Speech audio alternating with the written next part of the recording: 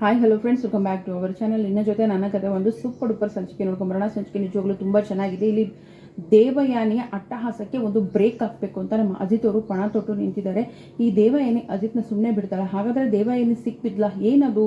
ದೇವಯಾನಿನ ಹೇಗೆ ಮಟ್ಟ ಹಾಕ್ತಾರೆ ನಮ್ಮ ಅಜಿತ್ ಅನ್ನೋದನ್ನ ಈ ಒಂದು ವಿಡಿಯೋದಲ್ಲಿ ನೋಡೋಣ. ವಿಡಿಯೋಗೆ ಒಂದು ಲೈಕ್ ಮಾಡಿ, ಚಾನಲ್ ಸಬ್ಸ್ಕ್ರೈಬ್ ಮಾಡಿಕೊಂಡು ದಯವಿಟ್ಟು ಸಪೋರ್ಟ್ ಮಾಡಿ. ಸಂಚಿಕೆ ಆರಂಭದಲ್ಲಿ ಏನಾಗುತ್ತೆ ಅಂತಂದರೆ, ಇಲ್ಲಿ ನಮ್ಮ ಅಜಿತ್ ಅವರು ಭೂಮಿಯ ಒಂದು ಸ್ಕೂಲು ಎಲ್ಲ ಏನಪ್ಪ ಅಂತಂದರೆ ಅವಳ ಒಂದು ಬಾಲ್ಯವನ್ನು ತಿಳ್ಕೊಬೇಕು ಅನ್ನೋದ್ರ ಜೊತೆಗೆ ಇವಳೇನು ಸುಳ್ಳು ಒಂದು ಸಾಕ್ಷಿ ಕೊಟ್ಟು ಹೆಂಗಾರ ಮಾಡಿಬಿಟ್ಟು ಈ ಕೇಸ್ನ ಬೇರೆಯವ್ರ ಮೇಲೆ ಎತ್ತಾಕಬೇಕು ಅಂತ ಹೇಳಿ ಗಂಡನ ಮರ್ಡರ್ ಮಾಡಿಸಿದವಳೆ ಅವಳು ನಿಜ ಹೇಳಬೇಕಂತಂದರೆ. ಸೊ ಅದನ್ನೆಲ್ಲ ಮರೆತು ಅದು ಯಾರೋ ಪಾಪ ಅವರು ಒಂದು ಪರ್ಸ್ನಲ್ ಅಸಿಸ್ಟೆಂಟ್ ಮೇಲೆ ಹಾಕಿರ್ತಾರಲ್ಲ, ಅದನ್ನು ಆ ಮೂಲವನ್ನು ನಮ್ಮ ಅಜಿತ್ ಅವರು ಕಂಡುಹಿಡಿಯೋಕೆ ಹೋಗ್ತಿದ್ದಾರೆ. ಹೋದವರೇ ಶ್ರವಣ ಅವ್ರು ಕೇಳ್ತಾರೆ, ಏನಾಯಿತು ಅಜಿತ ಅಂದಾಗ, ಮಾವ ಅಂತೂ ನಿಜವಾಗ್ಲೂ ಅವರು ಸೂಸೈಡ್ ಮಾಡ್ಕೊಂಡಿಲ್ಲ, ಇದನ್ನ ಯಾರೋ ಬೇಕು ಅಂತಲೇ ಕೊಲೆ ಮಾಡಿಸಿದ್ದಾರೆ ಅಂದ ತಕ್ಷಣ ದೇವಯಾನಿ ಬೆವರು ಶುರುವಾಗುತ್ತೆ. ಏನು ಹೇಳ್ತಿದ್ದೀಯ ಅಜಿತ ನೀನು ಅಂದಾಗ, ಹೌದು ಮಾವ, ನಾನು ಎಲ್ಲ ಇನ್ವೆಸ್ಟಿಗೇಷನ್ ಮಾಡ್ತಾ ಇದ್ದೀನಿ, ಎಲ್ಲನೂ ಮಾಡ್ತಾ ಇದ್ದೀನಿ, ಆದರೆ ಇದನ್ನು ನಾನು ಅಷ್ಟು ಸುಲಭವಾಗಿ ಬಿಡೋದಿಲ್ಲ. ನಮ್ಮ ಮಾವನ ಸಾವಿಗೆ ಯಾರು ಕಾರಣ ಆಗಿದ್ದಾರೋ ಅವ್ರನ್ನಂತೂ ನಾನು ಸುಮ್ಮನೆ ಬಿಡೋದಿಲ್ಲ, ಅವ್ರನ್ನ ಮಾತ್ರ ಕಂಬಿ ಹಿಂದೆ ಮುದ್ದೆ ಮುರಿಯಾಗಿ ಮಾಡೇ ಮಾಡ್ತೀನಿ ಅಂತ ಹೇಳ್ತಾರೆ. ಆದರೆ ದೇವಯಾನಿ ತಾತ್ಕಾಲಿಕ ಹೆಂಗಂದ್ರೆ ಫುಲ್ಲು ನಡ್ಗೋಗ್ತಾಳೆ.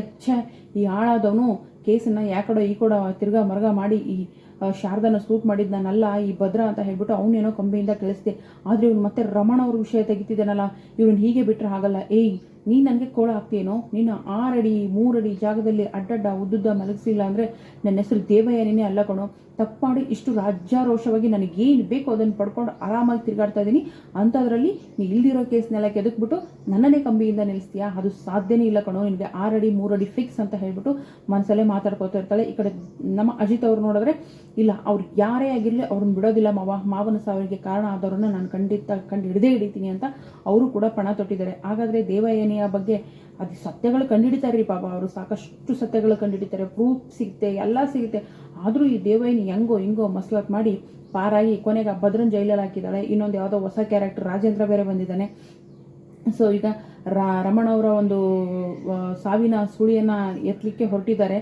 ಆ ಕೇಸ್ ಕೂಡ ಓಪನ್ ಮಾಡಿ ಸರ್ಚ್ ಮಾಡ್ತಾ ಇದ್ದಾರೆ. ಈಗ ಅಜಿತ್ ಪ್ರಾಣಕ್ಕೆ ಕೂತು ತರುವಂಥ ಕೆಲಸವನ್ನು ದೇವಯಾನಿ ಮಾಡಬೇಕು ಅಂತ ನಿರ್ಧಾರ ಮಾಡಿದ್ದಾಳೆ.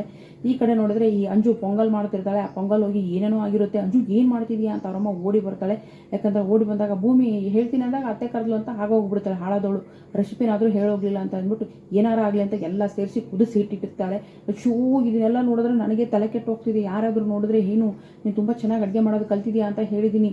ಅಂಜು ಎಂಥ ಮಗಳು ಉಟ್ಬಿಟ್ಟಿಯೇ ನನ್ನ ಹೊಟ್ಟೆಯಲ್ಲಿ, ನೀನು ಹೋಗಿ ಇಲ್ಲಿಂದ ಡ್ರೆಸ್ ಚೇಂಜ್ ಮಾಡ್ಕೊಳ್ಳೋಗಿ ಅಂದಾಗ, ಅಮ್ಮ ಅದು ಏನಾಯ್ತಮ್ಮ ಅಂದಾಗ, ಹೋಗು ಮತ್ತೆ ಪೊಂಗಲ್ಲು ಅಂದಾಗ ಪಲ್ಲವಿಕೆಲ್ಲ ಮಾಡಿಸ್ತೀನಿ ಹೋಗು ಅಂದಾಗ, ಪಲ್ಲವಿಕೆನ ಬೇಡ ಅಂತ ಕಳಿಸ್ಬಿಟ್ಟೆ ನಾನು ಅಂದಾಗ, ಏನೋ ಒಂದು ಮಾಡ್ತೀನಿ ಹೋಗು ಮಾರೈತಿ ಅಂತ ಬೈತಾರೆ. ಸೊ ಈ ಕಡೆ ಏನಪ್ಪ ಅಂತಂದರೆ ಅಜಿತ್ ಮತ್ತು ಭೂಮಿ ಕೂಡ ಒಂದಾಗುವಂಥ ಸೂಚನೆಗಳು ಕಾಣ್ತಾ ಇದ್ದಾವೆ. ಯಾಕಂದರೆ ಇವರು ಫ್ರೆಂಡ್ಸ್ ಆಗಿ ಸೆಕೆಂಡ್ ಇನ್ನಿಂಗ್ಸನ್ನು ಸ್ಟಾರ್ಟ್ ಮಾಡೋಣ ಅಂದಿರೋದು ಮನೇಲಿ ನೋಡಿದ್ರೆ ಮಗುಗೆ ಸೆಕೆಂಡ್ ಇನ್ನಿಂಗ್ಸ್ ಅಂತ ಹೇಳ್ತಾ ಇದ್ದಾರೆ. ಸೊ ಇಬ್ಬರು ಒಂದಾಗ್ತಾರೆ ಅಂತ ಮನೆಯವರು ಖುಷಿ ಪಡ್ತಾ ಇದ್ದಾರೆ. ಮನೆಯವರ ಖುಷಿ ಪ್ರಕಾರ ಇವರಿಬ್ಬರು ಒಂದಾಗ್ತಾರೆ. ದೇವಯಾನಿಗೆ ಏನಪ್ಪ ಅಂದರೆ ತಕ್ಕ ಶಾಸ್ತಿ ಮಾಡ್ತಾರೆ ನಮ್ಮ ಅಜಿತ್ ಅವರು. ರಮಣ ಅವ್ರನ್ನ ಸಾಯಿಸಿರೋದು ಇವಳೇ ಅನ್ನೋ ಸಾಕ್ಷಿ ಆಧಾರಗಳು ಎಲ್ಲ ಸಿಕ್ಕರೂ ಕೂಡ ಇವಳನ್ನ ಸಮ್ಟೈಮ್ ಬಂಧನ ಮಾಡೋಕ್ಕಾಗೋದೇ ಇಲ್ಲ, ಇವಳಿಗೆ ಶಿಕ್ಷೆ ಕೊಡೋಕ್ಕಾಗ್ತಾ ಇಲ್ಲ. ಈ ಸಾರಿನಾದರೂ ಶಿಕ್ಷೆ ಕೊಡೋಕ್ಕಾಗುತ್ತಾ ಇಲ್ವೋ ನೋಡೋಣ. ವಿಡಿಯೋಗೆ ಒಂದು ಲೈಕ್ ಮಾಡಿ, ಚಾನಲ್ ಸಬ್ಸ್ಕ್ರೈಬ್ ಮಾಡಿಕೊಂಡು ದಯವಿಟ್ಟು ಸಪೋರ್ಟ್ ಮಾಡಿ. Thank you so much.